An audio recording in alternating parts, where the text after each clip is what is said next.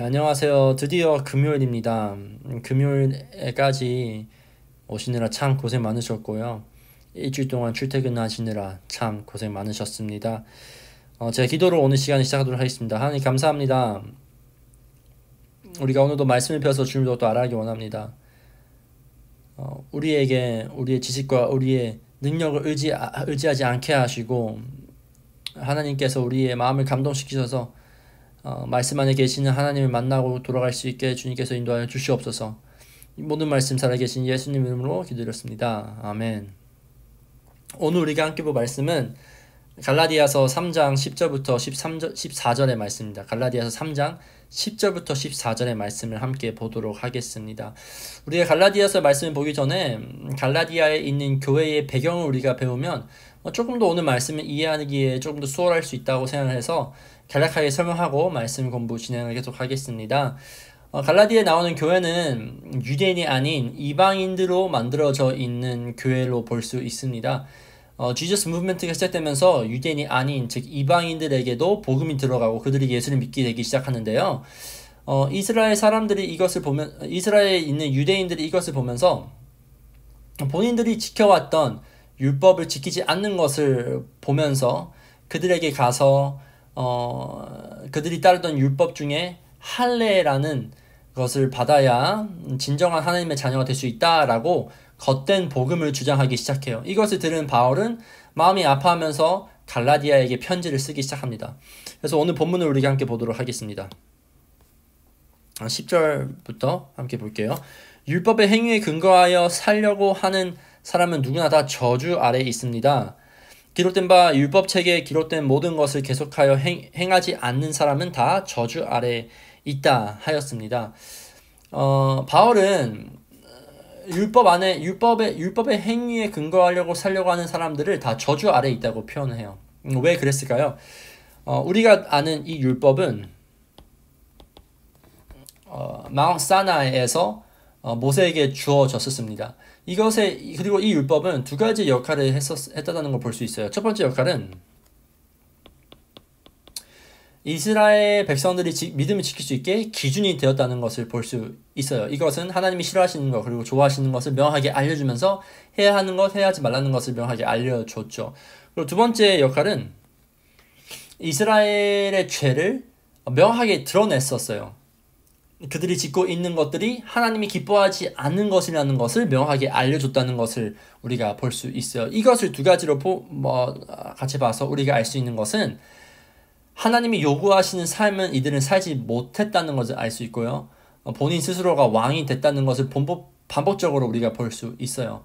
그리고 이것이 저주인 이유는 율법은 아무도 지키지 못하는 거기 때문에 인간이 벗어날 수 없는 저주라고 이야기를 해요. 그래서 바울이 어떻게 얘기하고 있죠? 율법에 기록된 것들을 계속하여 행하지 않는 사람들 다 저주 아래 있다고 기록되었기에 율법을 지키려고 율법의 행위를 근거하려고 살려고 하는 사람들은 다 그 저주 아래 있다라는 사실을 아무도 지키지 없기 때문에 그것은 즉 저주 같다라는 것을 말하는 겁니다. 11절을 우리 함께 보도록 하겠습니다. 하나님 앞에서는 율법으로는 아무도 의롭게 되지 못한다는 것이 명백합니다. 의인은 믿음으로 살 것이다 하였기 때문입니다. 11절에서는 바울이 그들이 흔히 아는 하박국 2장 4절을 사용하기 시작해요. 하박국 2장 4절에서는 의인은 믿음으로 살 것이다 라고 나와 있어요. 바울이 그들에게 이렇게 얘기하는 것 같아요. 하나님 말씀을 봐. 그들의 말을 듣지 말고 하나님 말씀 봐. 이렇게 나와 있잖아. 할례 받아서 믿음을 얻는 것이 아니라 우리가 율법을 지켜서 우리가 의롭게 되는 것이 아니야 라고 갈라디아 교인들에게 설득하려는 바울의 모습을 우리가 볼 수 있어요. 그리고 12절은 계속해서 이렇게 나와 있어요. 그러나 율법은 믿음에서 생긴 것이 아닙니다. 오히려 율법의 일을 행하는 사람은 그의 일로 살 것이다 하였습니다. 여기서 우리가 율법의 일을 행하는 사람은 그 일대로 살 것이다 라는 것을 우리가 두 가지 해석을 할 수 있어요. 첫 번째는 바울은 율법 지키면 받는 축복을 이야기하는 걸 수도 있고요. 아니면 율법을 지키지 못하였을 때 나오는 결과, 심판을 이야기하는 걸 수도 있어요. 어떠한 해석을 우리가 따르던 핵심의 의미는 크게 달라지지 않아요. 그것은 율법으로 의롭거나 율법으로 믿음을 받는 것은 아니다라는 사실이에요. 바울이 여기서 레위기 18장 5절을 이야기를 하죠. Law is not of faith. 율법은 믿음에 쓰인 것이 아니다.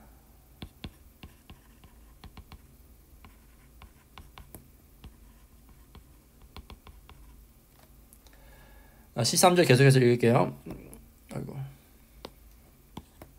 그리스도께서 우리를 위하여 저주를 받는 사람이 되심으로써 우리를 율법의 저주에서 속량해 주셨습니다. 기록된 바 나무에 달린 자는 모두 저주를 받는 자이다 하였기 때문입니다.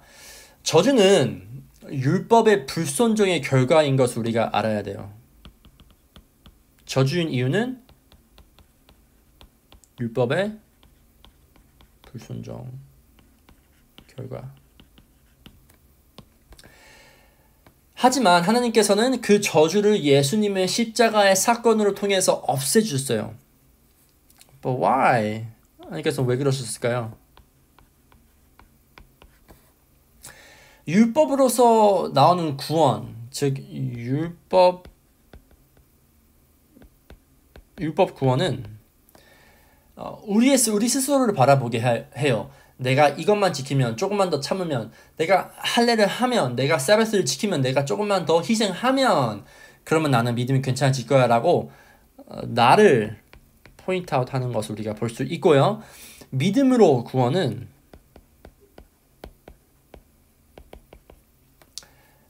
나에게 능력이 없어, 나는 할 수 없어, 내 자신은 내가 구원하지 못해 하면서 이것으로 예수를 바라보게 한다는 것이에요.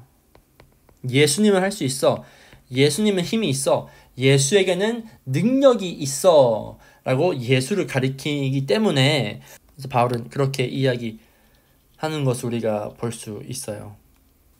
다시 말해서 어떠한 이야기를 하는 거죠? 우리는 이 율법을 열심히 지키려다가 못 지켰기 때문에 이 저주 안에 갇혀 있는데, 그리고 이 저주 안에서 우리는 벗어날 수 없는데 하나님께서 우리 사랑하셔서 어떻게 하셨죠? 십자가에 예수님을 못 박히셔서 이 저주를 받는 사람으로 되게 함으로써 우리는 율법의 저주에서 속량해 주셨다고 나와 있어요. 기록된 바 나무에 달린 자는 모두 저주를 받을 것.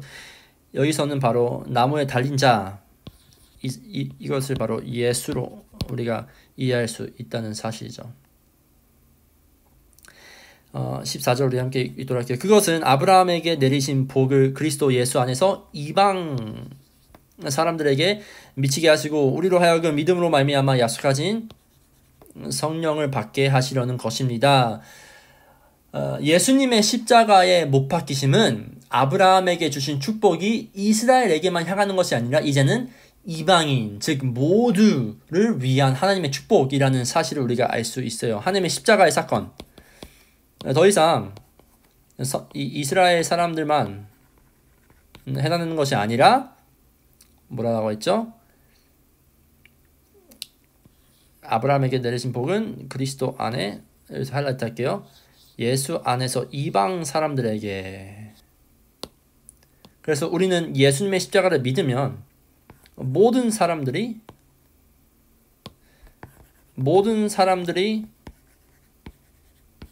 이 십자가에 해당된다는 사실이에요. 더 이상 율법 안에 해당되는 것이 아니라 예수 안에 해당되는 순간부터 우리는 완벽한 자유를 경험할 수 있다는 사실이에요. 왜냐하면 십자가는 우리의 노력과 우리의 능력으로 판단되는 것이 아니라 오직 예수님의 능력과 예수님의 노력으로, 예수님의 희생으로만 가능한다는 사실이기 때문에 우리는 자신 있게 이 저주에서 자유할 수 있다는 사실이죠.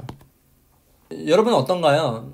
신앙생활 하시면서 분명히 믿음으로 하나님과 여정을 시작했는데 어느 순간 이것저것 따지면서 해야 하는 것, 안 해야 하는 것 우리도 스스로 만들어 가고 시작하지 않나요? 주일 예배 열심히 나오고 헌금을 열심히 하고 내가 예배 드릴 때 손을 열심히 들고 내가 열심히 해야, 내가 이것저것 해야 나의 신앙심이 지켜왔고 괜찮았다면 어쩌면 우리도 할례를 받아야 하나님의 자녀가 된다는 이 거짓 복음을 선포하는 유대인들과 크게 다를 것이 없을 수도 있다는 사실이에요. 아니면 혹시 나의 죄, 나의 넘어짐 때문에 하나님이 나를 어떻게 보실까 늘 걱정하시고 예수님께서는 나를 혹시 심판하시거나 외면하지 않을까? 나는 과연 하나님의 사랑받는 자녀일까? 내가 겪는 아픔과 걱정과 내가 지금 가지고 있는 힘듦과 병 때문에 나는 하나님이 정말로 사랑하시는 걸까? 라고 고민하시고 계신지는 모르겠어요.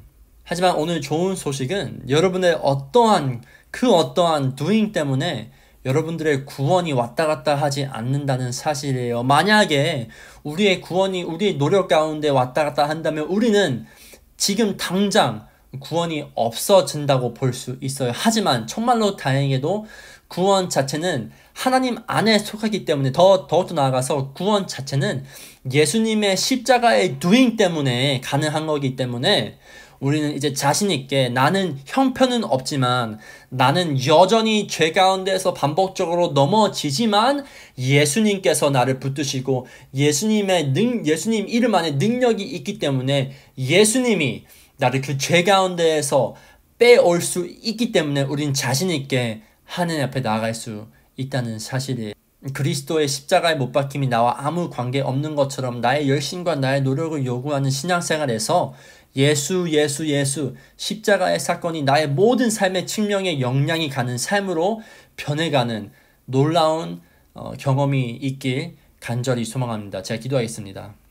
하나님 감사합니다.